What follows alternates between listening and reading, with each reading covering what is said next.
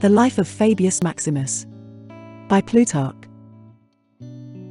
Such a man did Pericles show himself to be in his most memorable acts, as far as they are extant. Let us now turn our attention to Fabius. The first of the family is said to descend from one of the nymphs, according to some writers, according to others from an Italian lady who became the mother of Fabius by Hercules near the river Tiber. From him descended the family of the Fabii, one of the largest and most renowned in Rome. Some say that the men of this race were the first to use pitfalls in hunting, and were anciently named fodiae in consequence, for up to the present day ditches are called fossae, and to dig is called fidere in Latin, and thus in time the two sounds became confused, and they obtained the name of Fabii. The family produced many distinguished men, the greatest of whom was Rullus, who was for that reason named Maximus by the Romans. From him Fabius Maximus, of whom I am now writing, was fourth in descent. His own personal nickname was Verrucosus, because he had a little wart growing on his upper lip. The name of Ovicula, signifying sheep, was also given him while yet a child, because of his slow and gentle disposition. He was quiet and silent, very cautious in taking part in children's games, and learned his lessons slowly and with difficulty, which, combined with his easy obliging ways with his comrades, made those who did not know him think that he was dull and stupid. Few there were who could discern, hidden in the depths of his soul, his glorious and lion-like character. Soon, however, as time went on, and he began to take part in public affairs, he proved that his apparent want of energy was really due to serenity of intellect, that he was cautious because he weighed matters well beforehand, and that while he was never eager or easily moved, yet he was always steady and trustworthy. Observing the immense extent of the empire, and the numerous wars in which it was engaged, he exercised his body in warlike exercises, regarding it as his natural means of defense, while he also studied oratory as the means by which to influence the people, in a style suited to his own life and character. In his speeches there were no flowery passages, no empty graces of style, but there was a plain common sense peculiar to himself, and a depth of sententious maxims which is said to have resembled Thucydides. One of his speeches is extant, a funeral oration which he made in public over his son who died after he had been consul. He was consul 5 times, and in his first consulship obtained a triumph over the Ligurians. They were defeated by him and driven with great loss to take refuge in the Alps, and thus were prevented from ravaging the neighboring parts of Italy as they had been wont to do. When Hannibal invaded Italy, won his first battle at the Trebia, and marched through Etruria, laying everything waste as he went, the Romans were terribly disheartened and cast down, and terrible prodigies took place, some of the usual kind, that is, by lightning, and others of an entirely new and strange character. It was said that shields of their own accord became drenched with blood, that at Antium standing corn bled when it was cut by the reapers, that red-hot stones fell from heaven, and that the sky above Falerii was seen to open and tablets to fall, on one of which was written the words Mars is shaking his arms. None of these omens had any effect upon Caius Flaminius, the consul, for, besides his naturally spirited and ambitious nature, he was excited by the successes which he had previously won, contrary to all reasonable probability. Once, against the express command of the Senate, and in spite of the opposition of his colleague, he engaged with the Gauls and won a victory over them. Fabius also was but little disturbed by the omens, because of their strange and unintelligible character, though many were alarmed at them. Knowing how few the enemy were in numbers, and their great want of money and supplies, he advised the Romans not to offer battle to a man who had at his disposal an army trained by many previous encounters to a rare pitch of perfection, but rather to send reinforcements to their allies, keep a tight hand over their subject cities, and allow Hannibal's brilliant little force to die away like a lamp which flares up brightly with but little oil to sustain it. This reasoning had no effect upon Flaminius, who said that he would not endure to see an enemy marching upon Rome, and would not, like Camillus of old, fight in the streets of Rome herself.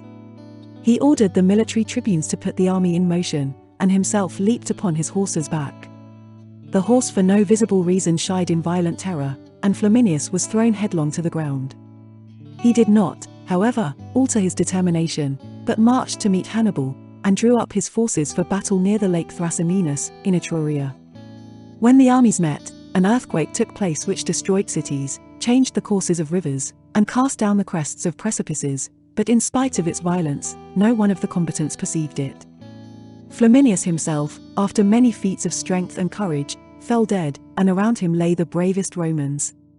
The rest fled, and the slaughter was so great that 15,000 were killed, and as many more taken prisoners.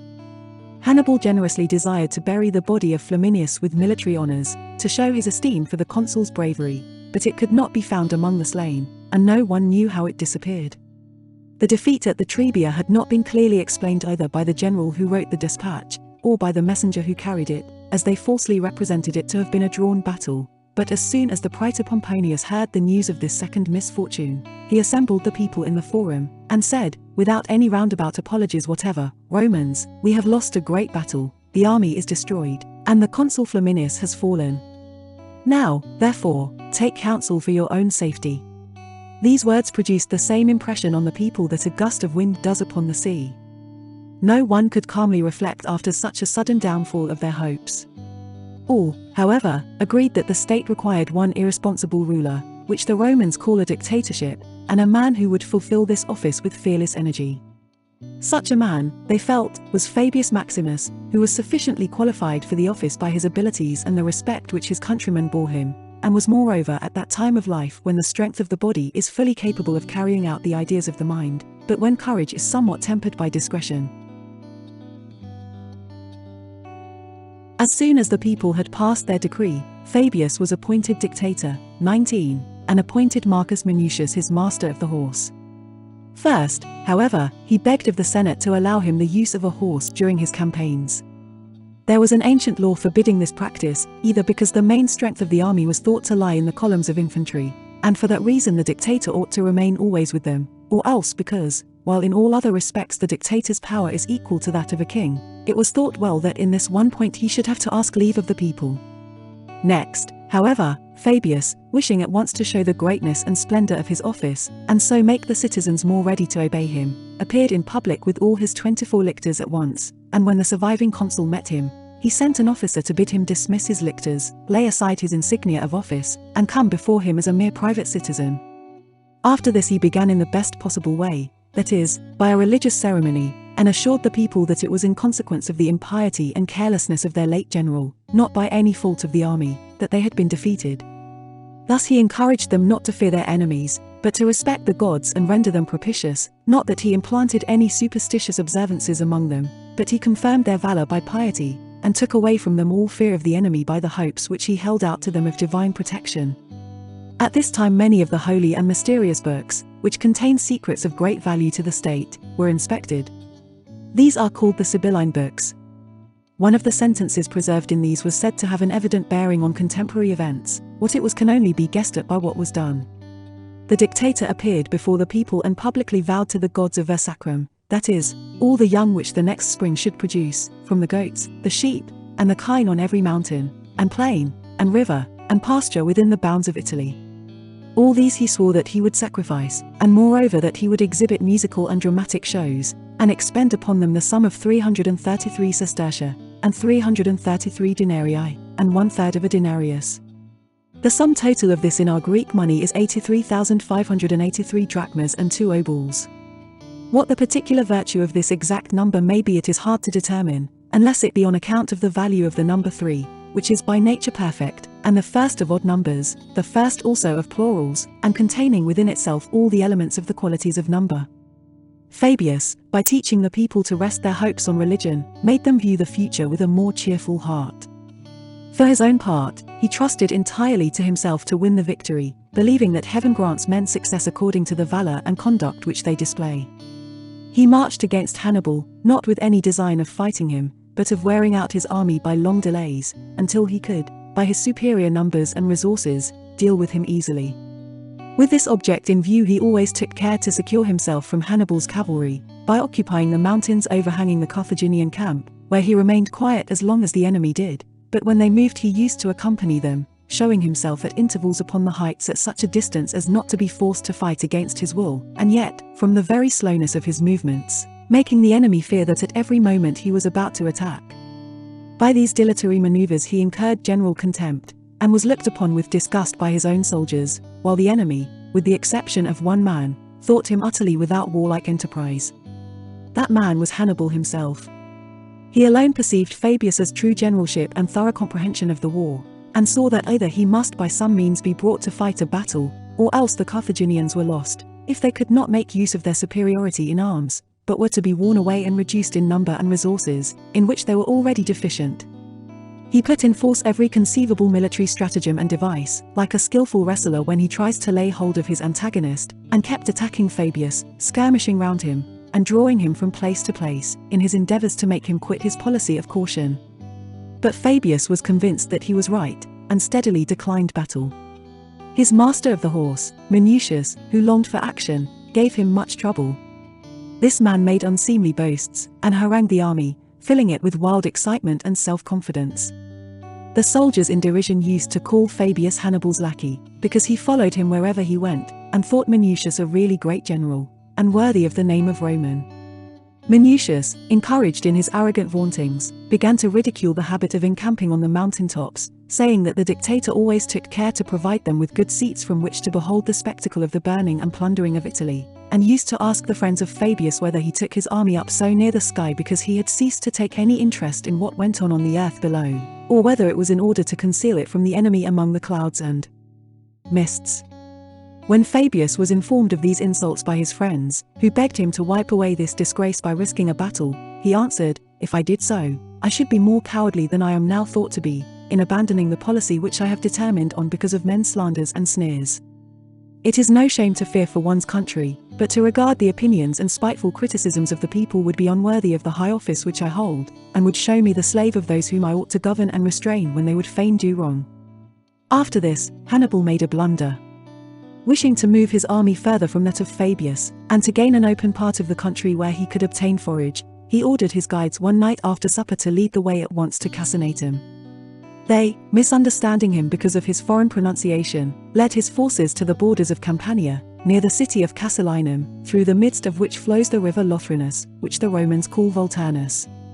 This country is full of mountains, except one valley that runs towards the seacoast, where the river at the end of its course overflows into extensive marshes, with deep beds of sand. The beach itself is rough and impracticable for shipping. When Hannibal was marching down this valley, Fabius, by his superior knowledge of the country, came up with him, placed 4,000 men to guard the narrow outlet, established the main body in a safe position in the mountains, and with the light-armed troops fell upon and harassed the rear of Hannibal's army, throwing it all into disorder, and killing about 800 men. Upon this, Hannibal determined to retrace his steps. Perceiving the mistake which he had made, and the danger he was in, he crucified his guides, but still could not tell how to force his way out through the Roman army which was in possession of the mountain passes. While all were terrified and disheartened, believing themselves to be beset on all sides by dangers from which there was no escape, Hannibal decided on extricating himself by stratagem. Taking about 2,000 captured oxen, he ordered his soldiers to bind a torch or faggot of dry wood to their horns, and at night at a given signal to set them on fire, and drive the animals towards the narrow outlet near the enemy's camp. While this was being done, he got the remainder of the troops under arms and led them slowly forward.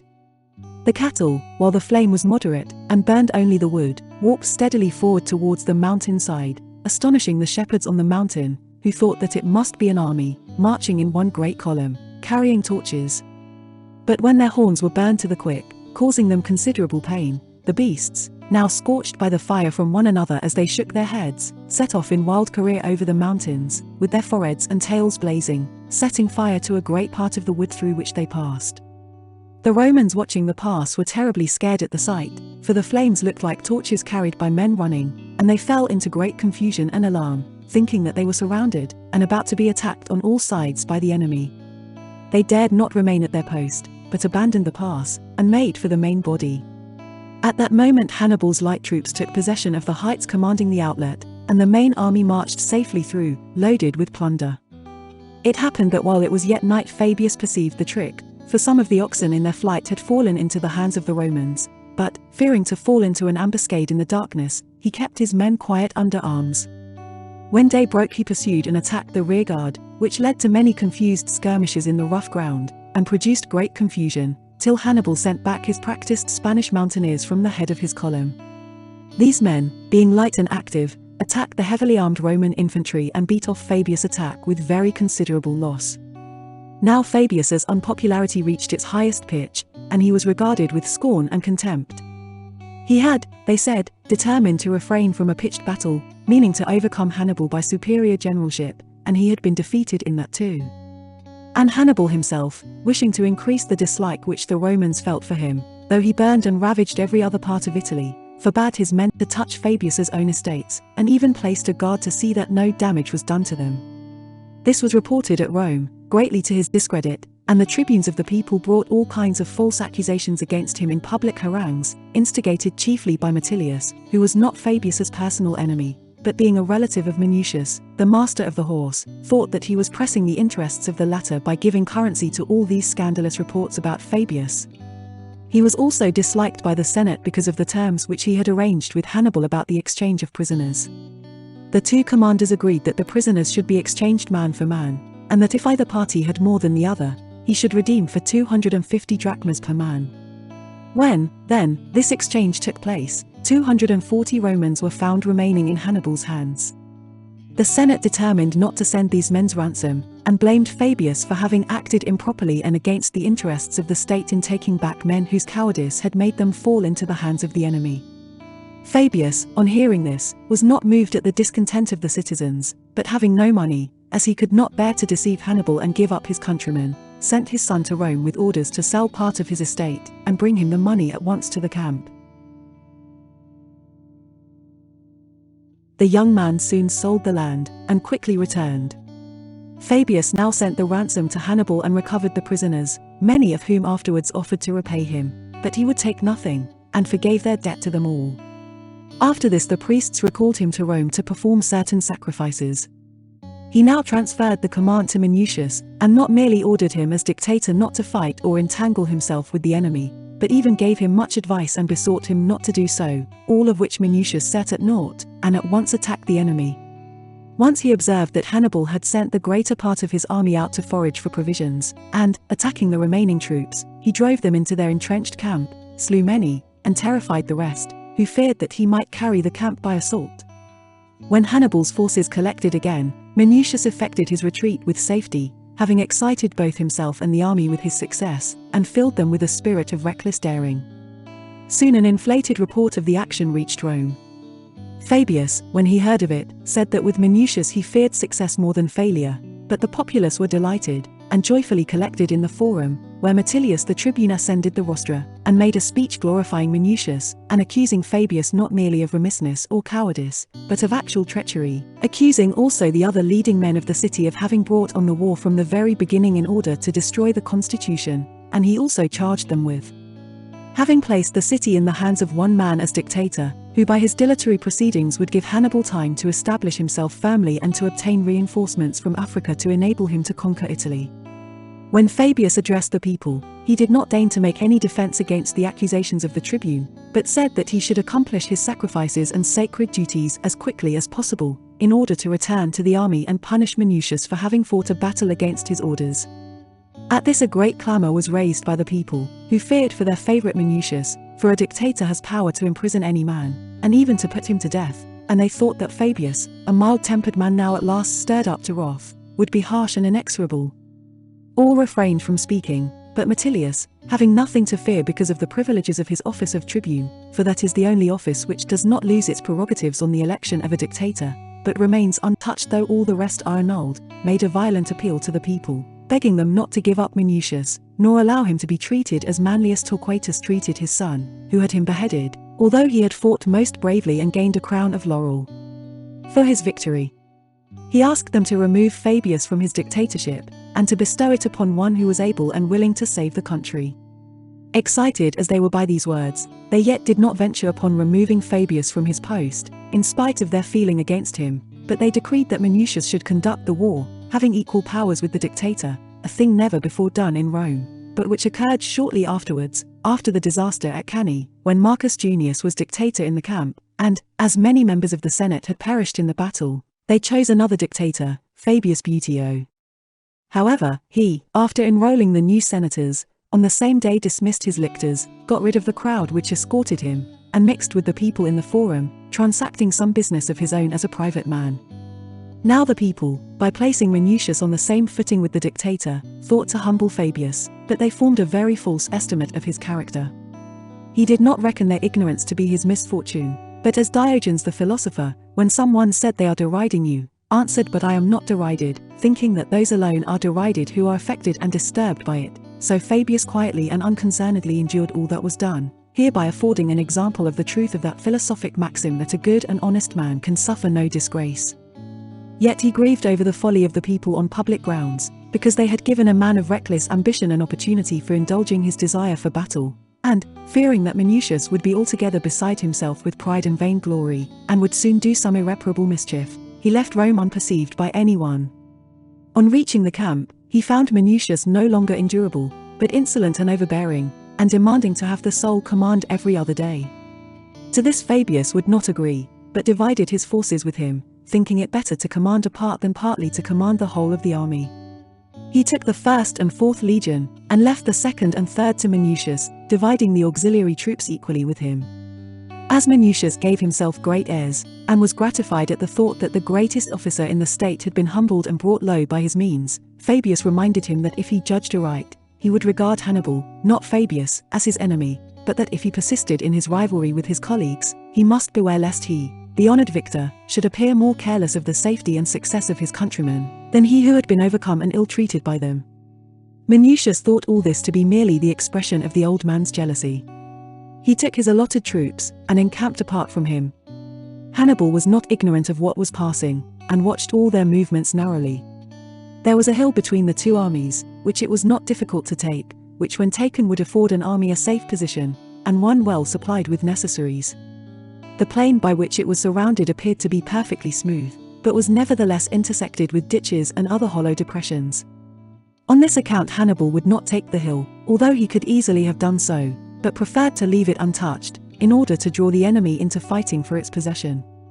But as soon as he saw Fabius separated from Minucius, he placed during the night some troops in the depressions and hollows which we have mentioned, and at daybreak sent a few men to take the hill, in order to draw Minucius into fighting for it, in which he succeeded. Minucius first sent out his light troops, then his cavalry, and finally, seeing that Hannibal was reinforcing the troops on the hill, he came down with his entire force. He fought stoutly, and held his own against the soldiers on the hill, who shot their missiles at him, when Hannibal, seeing him thoroughly deceived, and offering an unprotected flank to the troops in the ambush, gave them the signal to charge. Upon this they attacked the Romans from all sides, rushing upon them with loud shouts, cutting off the rearmost men, and throwing the whole army into confusion and panic. Minucius himself lost heart and kept glancing first at one and then at another of his officers, none of whom ventured to stand their ground, but betook themselves in a confused mass to running away, a proceeding which brought them no safety, for the Numidian horsemen, as the day was now theirs, scoured the plain, encompassing the fugitives, and cut off all stragglers. Fabius had carefully watched the Romans, and saw in what danger they were. Conscious, it would seem, of what was going to happen, he had kept his troops under arms, and gained his information of what was going on, not from the reports of scouts, but from his own eyesight, from a convenient height outside of his camp. As soon as he saw the army surrounded and panic-stricken, and heard the cries of the Romans, who no longer fought, but were overcome by terror, and betaking themselves to flight, he smote his thigh and with a deep sigh, said to his friends, "By Hercules, now Minucius has ruined himself, quicker than I expected, and yet slower than his manoeuvres warranted." Having given orders to carry out the standards as quickly as possible, and for the whole army to follow, he said aloud, "My men, hurry on your march, think of Marcus Minucius, he is a brave man and loves his country. If he has made any mistake in his haste to drive out the enemy, we will blame him for that at another time." The appearance of Fabius scared and drove back the Numidians, who were slaughtering the fugitives in the plain. Next he bore against those who were attacking the Roman rear, slaying all he met, though most of them, before they were cut off and treated as they had treated the Romans, betook themselves to flight. Hannibal, seeing that the fortune of the battle was changed, and how Fabius himself, with a strength beyond his years, was forcing his way through the thickest battle up the hill to reach Minucius, withdrew his troops, and, sounding a retreat, led them back into his entrenched camp, affording a most seasonable relief to the Romans. It is said that Hannibal, as he retired, spoke jokingly about Fabius to his friends in the words, "Did I not often warn you that the dark cloud which has so long brooded on the mountain tops, would at last break upon us with blasts of hail and storm?" After the battle Fabius collected the spoils of such of the enemy as were slain, and drew off his forces without letting fall a single boastful or offensive expression about his colleague. But Minucius assembled his own troops, and thus addressed them: "My fellow soldiers, it is beyond human skill to make no mistakes in matters of importance, but it is the part of a man of courage and sense to use his mistakes as warnings for the future. I myself confess that I have little fault to find with fortune, and great reason to thank her, for in the space of one day I have learned what I never knew in all my previous life, that is, that I am not able to command others, but myself require a commander, and I have no ambition to conquer a man by whom it is more glorious to be defeated. The dictator is your leader in everything except in this, that I will lead you to express your thankfulness to him, by being the first to offer myself to him as an example of obedience and willingness to carry out his orders." After these words he ordered the eagles to be raised aloft and all the soldiers to follow them to the camp of Fabius. On entering it, he proceeded to the general's tent, to the surprise and wonderment of all. When Fabius was come out, he placed his standards in the ground before him, and himself addressed him as father in a loud voice, while his soldiers greeted those of Fabius by the name of their patrons, which is the name by which freedmen address those who have set them free. Silence being enforced, Minucius said, "Dictator, you have won 2 victories today, for you have conquered Hannibal by your bravery, and your colleague by your kindness and your generalship. By the one you have saved our lives, and by the other you have taught us our duty, for we have been disgracefully defeated by Hannibal, but beneficially and honorably by you. I call you my excellent father, having no more honorable appellation to bestow, since I owe a greater debt of gratitude to you than to him who begot me. To him I merely owe my single life, but to you I owe not only that but the lives of all my men." After these words he embraced Fabius, and the soldiers followed his example, embracing and kissing one another, so that the camp was full of joy and of most blessed tears. After this, Fabius laid down his office, and consuls were again elected. Those who were first elected followed the defensive policy of Fabius, avoiding pitched battles with Hannibal, but reinforcing the allies and preventing defections. But when Terentius Varro was made consul, a man of low birth, but notorious for his rash temper and his popularity with the people, he made no secret, in his inexperience and self-confidence, of his intention of risking everything on one cast.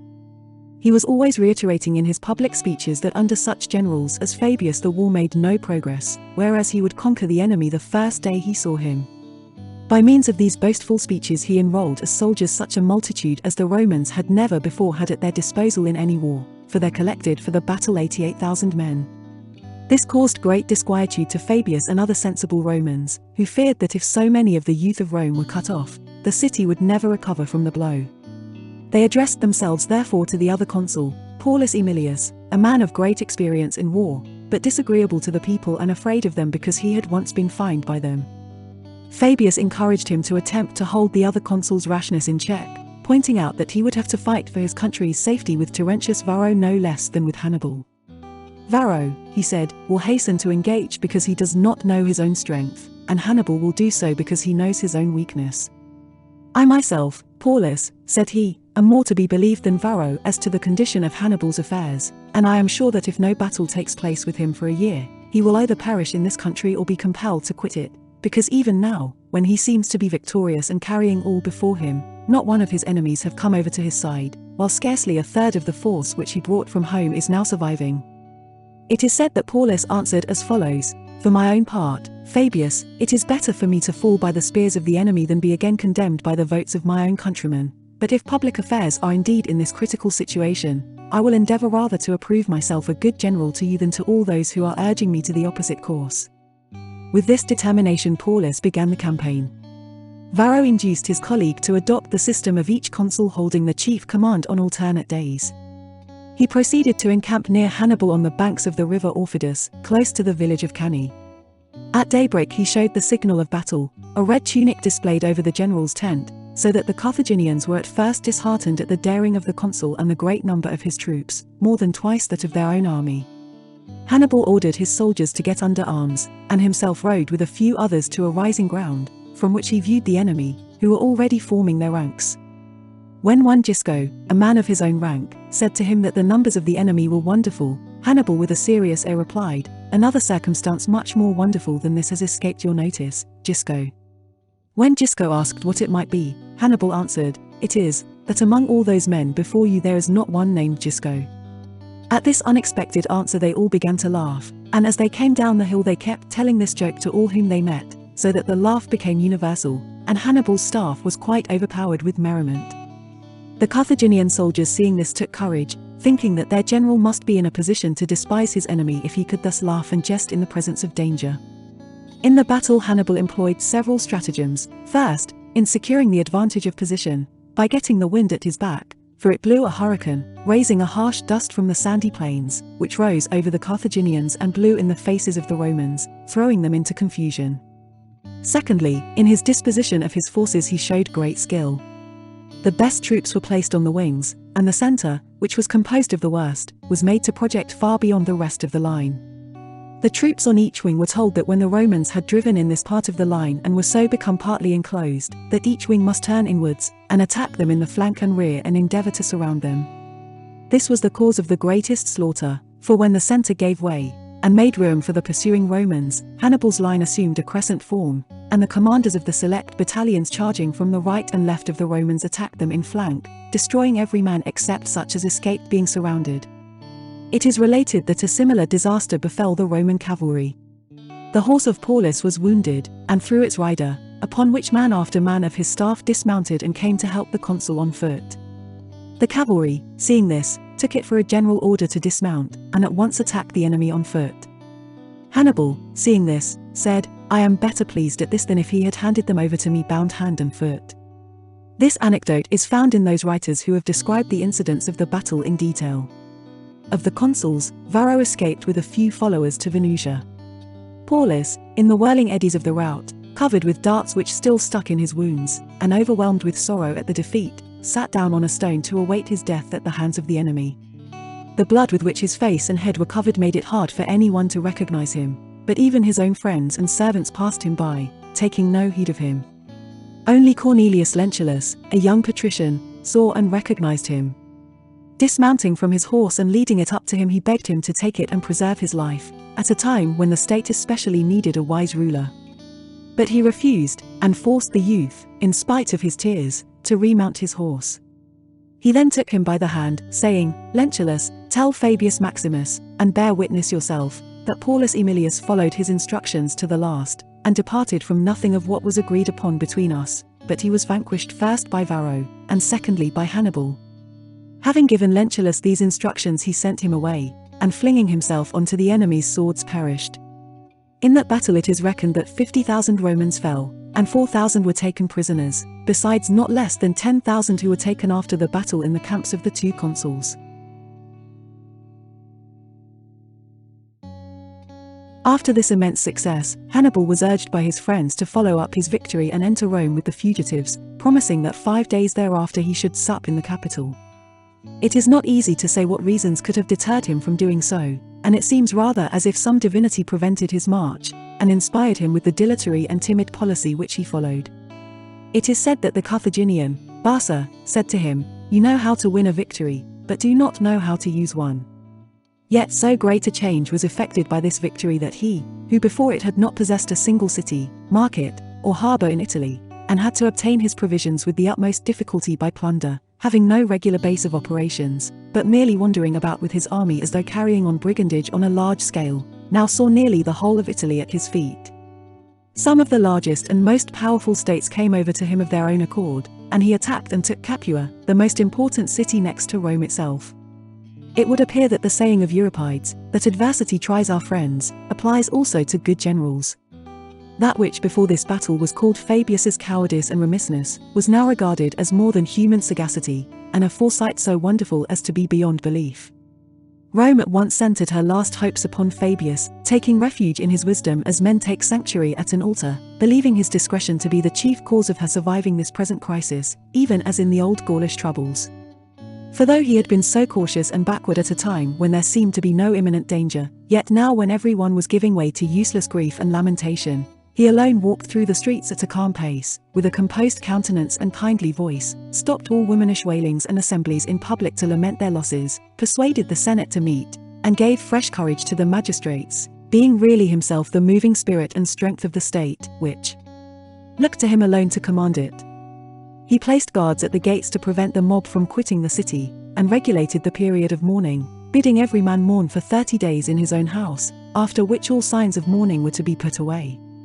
As the feast of Ceres fell during those days, it was thought better to omit both the sacrifices and the processions than to have them marred by the consciousness of their misfortune, which would be painfully evident in the small number of worshippers and their downcast looks. However, everything that the soothsayers commanded to appease the anger of the gods and to expiate prodigies was carried out. Fabius Pictor, a relative of the great Fabius, was sent to Delphi, and of 2 of the Vestal virgins who were found to have been seduced, one was buried alive, as is the usual custom, while the other died by her own hand. Especially admirable was the spirit and the calm composure of the city when the consul Varro returned after his flight. He came humbled to the dust, as a man would who had been the cause of a terrible disaster, but at the gate the Senate and all the people went out to greet him. The chief men and the magistrates, amongst whom was Fabius, having obtained silence, spoke in praise of him because he had not despaired of the state after such a calamity, but had come back to undertake the conduct of affairs and do what he could for his countrymen as one who thought they might yet be saved. When they learned that Hannibal after the battle had turned away from Rome to other parts of Italy, the Romans again took courage and sent out armies and generals. Of those the most remarkable were Fabius Maximus and Claudius Marcellus, both equally admirable, but from an entirely different point of view. Marcellus, as has been related in his life, was a man of activity and high spirit, rejoicing in a hand-to-hand fight, and just like the lordly warriors of Homer. With a truly venturesome audacity, he in his first battles outdid in boldness even the bold Hannibal himself, while Fabius, on the other hand, was convinced that his former reasoning was true, and believed that without anyone fighting or even meddling with Hannibal, his army would wear itself out and consume away, just as the body of an athlete when overstrained and exerted soon loses its fine condition. For this reason Posidonius calls Fabius the shield, and Marcellus the sword of Rome, because the steadiness of Fabius, combined with the warlike ardor of Marcellus, proved the saving of the state. Hannibal, frequently meeting Marcellus, who was like a raging torrent, had his forces shaken and weakened, while Fabius, like a deep quiet river, kept constantly undermining them and wasting them away unperceived. Hannibal was at length reduced to such extremities that he was weary of fighting Marcellus, and feared Fabius even though he did not fight, for these were the persons whom he generally had to deal with, as praetors, consuls, or proconsuls, for each of them was 5 times consul. He drew Marcellus, when consul for the 5th time, into an ambuscade, but although he tried every art and stratagem upon Fabius he could effect nothing, except once, when he very nearly succeeded in ruining him. He forged letters from the leading citizens of Metapontum, and then sent them to Fabius. These letters were to the effect that the city would surrender if he appeared before it, and that the conspirators were only waiting for his approach. Fabius was so much moved by these letters as to take a part of his army and commence a night march thither, but meeting with unfavourable omens on the way he turned back, and soon afterwards learned that the letters were a stratagem of Hannibal's, who was waiting for him under the city walls. This escape one may attribute to the favour of heaven. In the case of revolts and insurrections among the subject cities and allies, Fabius thought it best to restrain them and discountenance their proceedings in a gentle manner, not treating every suspected person with harshness, or inquiring too strictly into every case of suspected disloyalty. It is said that a Marsian soldier, one of the chief men of the allies for bravery and nobility of birth, was discovered by Fabius to be engaged in organizing a revolt. Fabius showed no sign of anger, but admitted that he had not been treated with the distinction he deserved, and said that in the present instance he should blame his officers for distributing rewards more by favor than by merit, but that in future he should be vexed with him if he did not apply directly to himself when he had any request to make. Saying this, he presented him with a war horse and other marks of honor, so that thenceforth the man always served him with the utmost zeal and fidelity. He thought it a shame that trainers of horses and dogs should be able to tame the savage spirit of those animals by careful attention and education rather than by whips and clogs, and yet that a commander of men should not rely chiefly on mild and conciliatory measures, but treat them more harshly than gardeners treat the wild fig trees, wild pears, and wild olives, which they by careful cultivation turn into trees bearing good fruit. His captains informed him that a certain soldier, a Lucanian by birth, was irregular and often absent from his duty. He made inquiries as to what his general conduct was. All agreed that it would be difficult to find a better soldier, and related some of his exploits. Fabius at length discovered that the cause of his absence was that he was in love with a certain girl, and that he continually ran the risk of making long journeys from the camp to meet her. Without the knowledge of the soldier, he sent and apprehended this girl, whom he concealed in his own tent. Then he invited the Lucanian to a private interview, and addressed him as follows: "You have been observed frequently to pass the night outside of the camp, contrary to the ancient practice and discipline of the Roman army. But also, you have been observed to be a brave man. Your crime is atoned for by your valiant deeds, but for the future I shall commit you to the custody of another person." Then, to the astonishment of the soldier, he led the girl forward, joined their hands, and said, "This lady pledges her word that you will remain in the camp with us. You must prove by your conduct that it was not from any unworthy motive, for which she was the pretext, but solely through love for her that you used to desert your post." This is the story which is related about him.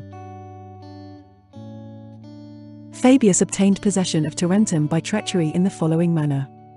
In his army was a young man of Tarentum whose sister was devotedly attached to him.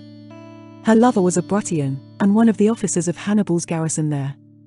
This gave the Tarentine hopes of effecting his purpose, and with the consent of Fabius he went into the city, being commonly supposed to have run away to see his sister. For the first few days the Bruttian remained in his quarters, as she wished her amour with him not to be known to her brother. He then, however, said, "There was a rumour in the army that you were intimate with one of the chiefs of the garrison. Who is he? For if he is, as they say, a man of courage and distinction, war, which throws everything into confusion, will care little what countryman he may be. Nothing is disgraceful which we cannot avoid, but it is a blessing, at a time when justice has no power, that we should yield to a not disagreeable necessity." Upon this the lady sent for her Bruttian admirer and introduced him to her brother. He, by encouraging the stranger in his passion, and assuring him that he would induce his sister to look favourably on it, had no difficulty in inducing the man, who was a mercenary soldier, to break his faith in expectation of the great rewards which he was promised by Fabius. This is the account given of the transaction by most writers, though some say that the lady by whose means the Bruttian was seduced from his allegiance was not a Tarentine, but a Bruttian by race, who was on intimate terms with Fabius, and that as soon as she discovered that a fellow countryman and acquaintance of hers was in command of the Bruttian garrison, told Fabius of it, and by interviews which she had with the officer outside the walls gradually won him over to the Roman interests. While these negotiations were in progress, Fabius, wishing to contrive something to draw Hannibal away, sent orders to the troops at Rhegium to ravage the Bruttian country and take Colonia by storm. The troops at Rhegium were a body of 8,000 men, mostly deserters, and the most worthless of those disgraced soldiers whom Marcellus brought from Sicily, so that their loss would not cause any sorrow or harm to Rome, while he hoped that by throwing them out as a bait to Hannibal he might draw him away from Tarentum, as indeed he did. Hannibal at once started with his army to attack them, and meanwhile, on the 6th day after Fabius arrived before Tarentum, the young man, having previously concerted measures with the Bruttian and his sister, came to him by night and told him that all was ready, knowing accurately and having well inspected the place where the Bruttian would be ready to open the gate and let in the besiegers. Fabius would not depend entirely upon the chance of treachery, but though he himself went quietly to the appointed place, the rest of the army attacked the town both by sea and land, with great clamour and disturbance, until, when most of the Tarentines had run to repel the assault, the Bruttian gave the word to Fabius, and, mounting his scaling ladders, he took the place. On this occasion Fabius seems to have acted unworthily of his reputation, for he ordered the chief Bruttian officers to be put to the sword, that it might not be said that he gained the place by treachery. However, he did not obtain this glory, and gained a reputation for faithlessness and cruelty. Many of the Tarentines were put to death, 30,000 were sold for slaves, and the city was sacked by the soldiers. 3,000 talents were brought into the public treasury. While everything else was being carried off, it is said that the clerk who was taking the inventory asked Fabius what his pleasure was with regard to the gods, meaning the statues and pictures. Fabius replied, "Let us leave the Tarentines their angry gods." However, he took the statue of Hercules from Tarentum and placed it in the capital, and near to it he placed a brazen statue of himself on horseback, acting in this respect much worse than Marcellus, or rather proving that Marcellus was a man of extraordinary mildness and generosity of temper, as is shown in his life. 23. Hannibal is said to have been hastening to relieve Tarentum, and to have been within 5 miles of it when it was taken. He said aloud, "So then, the Romans also have a Hannibal, we have lost Tarentum just as we gained it." Moreover, in private he acknowledged to his friends that he had long seen that it was very difficult, and now thought it impossible for them to conquer Italy under existing circumstances. Fabius enjoyed a second triumph for this success, which was more glorious than his first. He had contended with Hannibal and easily baffled all his attempts, just as a good wrestler disengages himself with ease from the clutches of an antagonist whose strength is beginning to fail him, for Hannibal's army was no longer what it had been, being partly corrupted by luxury and plunder, and partly also worn out by unremitting toils and battles. One Marcus Livius had been in command of Tarentum when Hannibal obtained possession of it. In spite of this, he held the citadel, from which he could not be dislodged, until Tarentum was recaptured by the Romans. This man was vexed at the honours paid to Fabius, and once, in a transport of envy and vainglory, he said before the Senate that he, not Fabius, was the real author of the recapture of the town. Fabius with a smile answered, "Very true, for if you had not lost the place, I could never have recaptured it." The Romans, among many other marks of respect for Fabius, elected his son consul. When he had entered on this office and was making some arrangements for the conduct of the war, his father, either because of his age and infirmities or else intending to try his son, mounted on horseback and rode towards him through the crowd of bystanders. The young man, seeing him at a distance, would not endure this slight, but sent a lictor to bid his father dismount and come on foot, if he wanted anything of the consul. Those present were vexed at this order, and looked on Fabius in silence, as if they thought that he was unworthily treated, considering his great reputation. But he himself instantly alighted, ran to his son, and embracing him, said, "You both think and act rightly, my son, for you know whom you command, and how great an office you hold.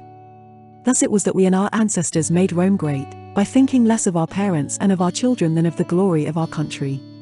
It is even said to be true that the great-grandfather of Fabius, although he had been consul 5 times, had finished several campaigns with splendid triumphs, and was one of the most illustrious men in Rome, yet acted as lieutenant to his son when consul in the field, and that in the subsequent triumph the son drove into Rome in a chariot and 4, while he with the other officers followed him on horseback, glorying in the fact that although he was his son's master, and although he was accounted the first citizen in Rome, yet he submitted himself to the laws and the chief magistrate. Nor did he deserve admiration for this alone. Fabius had the misfortune to lose his son, and this he bore with fortitude, as became a man of sense and an excellent parent. He himself pronounced the funeral oration which is always spoken by some relative on the deaths of illustrious men, and afterwards he wrote a copy of his speech and distributed it to his friends. Cornelius Scipio meanwhile had been sent to Spain, where he had defeated the Carthaginians in many battles and driven them out of the country, and had also overcome many tribes, taken many cities, and done glorious deeds for Rome. On his return he was received with great honor and respect, and, feeling that the people expected some extraordinary exploit from him, he decided that it was too tame a proceeding to fight Hannibal in Italy, and determined to pour troops into Africa, attack Carthage, and transfer the theatre of war from Italy to that country. He bent all his energies to persuade the people to approve of this project, but was violently opposed by Fabius, who spread great alarm through the city, pointing out that it was being exposed to great danger by a reckless young man, and endeavoring by every means in his power to prevent the Romans from adopting Scipio's plan. He carried his point with the Senate, but the people believed that he was envious of Scipio's prosperity and desired to check him, because he feared that if he did gain some signal success, and either put an end to the war altogether or remove it from Italy, he himself might be thought a feeble and dilatory general for not having finished the war in so many campaigns. It appears that at first Fabius opposed him on grounds of prudence and caution, really fearing the dangers of his project, but that the contest gradually became a personal one, and he was moved by feelings of jealousy to hinder the rise of Scipio, for he tried to induce Crassus, Scipio's colleague, not to give up the province of Africa to Scipio, but if the expedition were determined on, to go thither himself, and he prevented his being supplied with funds for the campaign. Scipio, being thus compelled to raise funds himself, obtained them from the cities in Etruria which were devoted to his interests. Crassus likewise was not inclined to quarrel with him, and was also obliged to remain in Italy by his office of Pontifex Maximus. Fabius now tried another method to oppose Scipio. He dissuaded the youth of the city from taking service with him by continually vociferating in all public meetings that Scipio not only was himself running away from Hannibal, but also was about to take all the remaining forces of Italy out of the country with him, deluding the young men with vain hopes, and so persuading them to leave their parents and wives, and their city too, while a victorious and invincible enemy was at its very gates. By these representations he alarmed the Romans, who decreed that Scipio should only use the troops in Sicily, and 300 of the best men of his Spanish army. In this transaction Fabius seems to have acted according to the dictates of his own cautious disposition. However, when Scipio crossed over into Africa, news came to Rome at once of great and glorious exploits performed and great battles won. As substantial proof of these there came many trophies of war, and the king of Numidia as a captive. 2 camps were burned and destroyed, with great slaughter of men, and loss of horses and war material in the flames. Embassies also were sent to Hannibal from Carthage, begging him in piteous terms to abandon his fruitless hopes in Italy and come home to help them, while in Rome the name of Scipio was in every man's mouth because of his successes. At this period Fabius proposed that a successor to Scipio should be sent out, without having any reason to allege for it except the old proverb that it is dangerous to entrust such important operations to the luck of one man, because it is hard for the same man always to be lucky. This proposal of his offended most of his countrymen, who thought him a peevish and malignant old man, or else that he was timid and spiritless from old age, and excessively terrified at Hannibal. For, even when Hannibal quitted Italy and withdrew his forces, Fabius would not permit the joy of his countrymen to be unmixed with alarm, as he informed them that now the fortunes of Rome were in a more critical situation than ever, because Hannibal would be much more to be dreaded in Africa under the walls of Carthage itself, where he would lead an army, yet reeking with the blood of many Roman dictators, consuls and generals, to attack Scipio. By these words the city was again filled with terror, and although the war had been removed to Africa yet its alarms seemed to have come nearer to Rome. However Scipio, after no long time, defeated Hannibal in a pitched battle and crushed the pride of Carthage underfoot. He gave the Romans the enjoyment of a success beyond their hopes, and truly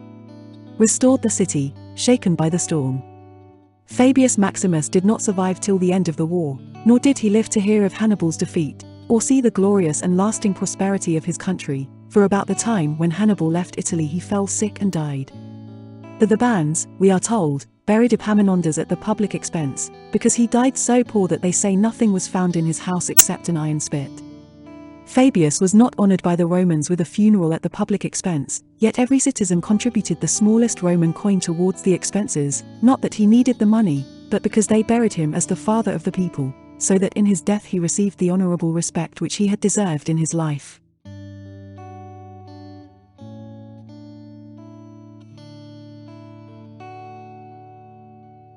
Thank you for watching. If you are enjoying Plutarch's histories, please let us know by hitting the like button, and by subscribing to the Classic Masterworks channel. We will see you next time.